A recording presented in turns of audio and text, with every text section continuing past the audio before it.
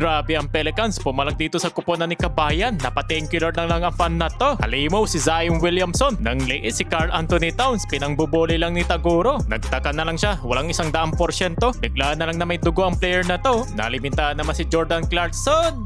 Tapatang New Orleans Pelicans versus New York Knicks. Eto, makakalaban naman nila ni Jalen Bronson, sila Taguro, Zion Williamson. Well, start ng first quarter, nagmula kay Diawara. Ang 5 straight points, ang panimulang opensa dito ng Knicks. Well, after that, bigla naman ditong napunta sa momentum ng New Orleans Pelicans na kung saan sila naman yung nakapagtala ng 9-0 run. Jalen Bronson, naitala naman niya kanyang first field goal, counted and 1. At nasundan niya ng 2 points ni Mikal Bridges mula sa assist ni Karl Anthony Towns. Muling naitabla ni Bronson ang talaan ng kumana ito mula sa DR at nakuha nila yung lead, another triple for Muhammad Diawara na may double digit scoring at shooting siya mga idol. Pinapangunahan niya para dito sa Knicks. Solid points naman si Saddiq Bey. Nanggaling naman sa kanya yung scoring ng 19 points ng Pelicans. Sabay pinasok naman si Jordan Poole agad ditong nakapagtala ng field goals mula sa corner triple. Back to back 3 points mula naman dito kay Saddiq Bey. Hindi pa pala siya tapos mga idol, another 3 points for Bey. Walang mintis mga idol, shooting perfect beyond the arc. Sa last 3 minutes remaining, pinasok si Clarkson. Nakapagtala sila ng magandang ikot ng bola, Yabusele mula sa corner triple. Jalen Bronson, nakapag-throw naman siya dito ng foul kontra kay Jordan Poole. Parang nanggigil doon si JP. Pagkatapos niyan, si Kabayan naman nakapagpasabit. Pasok yung dalawang free throws para kay Clarkson. Pero yun nga lang, tinapos naman nila dito ni Jordan Poole at ni Saddiq Bey. Nalamang sila sa score na 41-37. Sa second quarter, eto, ginawang volleyball ni Zion Williamson. Yung block niya kay Karl Anthony Towns, malang spikes yung tira ni Taguro. At napatimeout sa kanya si Mike Brown after ng driving layup sa score na 47-43. Nanggaling naman dito kay Jordan Poole ang opensa after the timeout, counted and a foul. Sa saya ni Jordan Poole, kiniskis niya lang sana yung mukha niya sa kilikili ni Kevin Looney. At Zion Williamson, siya naman dito ng bully kay Karl Anthony Towns. Yun nga lang, nawi naman siya sa foul trouble. Nakakatatlong foul na si Kat, kaya pinalitan muna siya dito ni Yabusele. OG Anunoby, may double figure na rin dito sa second quarter at pinapangunahan pa rin dito ni Saddiq Bey para sa Pelicans, may total of 25 points. Nanggaling naman kay Jalen Bronson ang 5 straight points ng Knicks, baba na lang sa dalawa ang hinahabol ng visiting team. Timeout ang Pelicans. Pagkatapos ng timeout, nanggaling pa rin dito kay Bronson yung opensa ng New York. At dahil walang big man ng Knicks, madaling nakakapasok si Zion. Pero muli naman ditong naitabla ng Knicks sa score ng 65. Solid of the bench points naman ng Pelicans si Jordan Poole with total of 15 points. Almost put it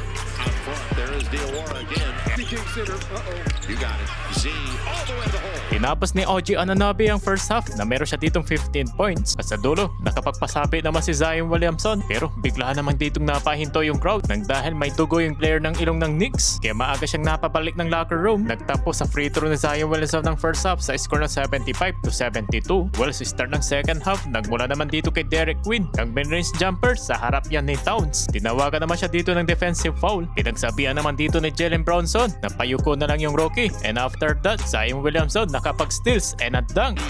Get your money's worth. Kinakalabaw lang ni Taguro yung depensa ng Knicks. Umabot na sa 9 points yung largest lead ng Pelicans. 10. We'll get it off. Good play.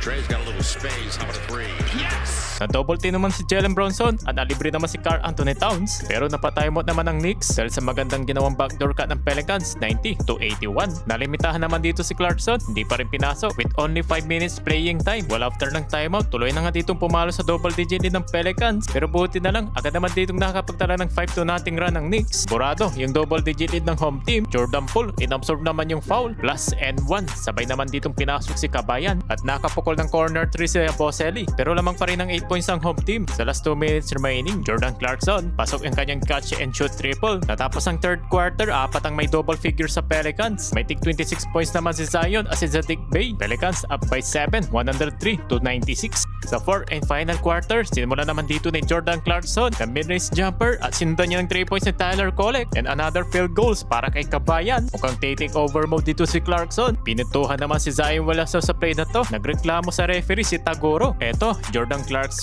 kumana dito ng fadeaway shot. Baldog yung tira ni Kabayan. At bumitaw naman dito ng 3 si Jordan Clarkson, no hesitation. Kaso baka lang tinamaan ni JC at si Karl Anthony Towns ang nakapukol ng 3. Sabay may tinuro pa sa crowd si Towns. Lamang nandito ang Knicks. Pero muling nakuha ng Pelicans yung lead sa ginawang putback dunk ni Messi, 111-109. Samantalang si Jalen Bronson, meron na siya ditong 21 points. Muling bumalik naman sa Pelicans yung lead. Naawa pa yung bola. Napa-thank you Lord naman ng fan na to. Sa 3 minutes mark, tinabla naman dito ni Jalen Bronson ng kanyang back-to-back field goals at tuluyan na nga ditong nakuha ng 1 point lead ng Knicks. Z. He's he's getting there. And he finishes. Strong side. And he gets there. 1 point lead for the Knicks. Napabuhat na lang si Jalen Bronson dito sa dulo. Pero nakapag-draw naman dito sa Zion Williamson. Baba na lang sa 1-point game. Sa final 38 seconds, kay Bronson pa rin yung opensa ng Knicks. Eto, sa last ball possession naman ng New Orleans Pelicans, Jordan Poole. Kala niya makakapag-draw ng foul mula sa 3-point line para may tabla sana ang laban. Foul game yung nangyari sa dulo. Kaya sa huli, panalo ang New York Knicks sa likod ng 28 points ni Jalen Bronson.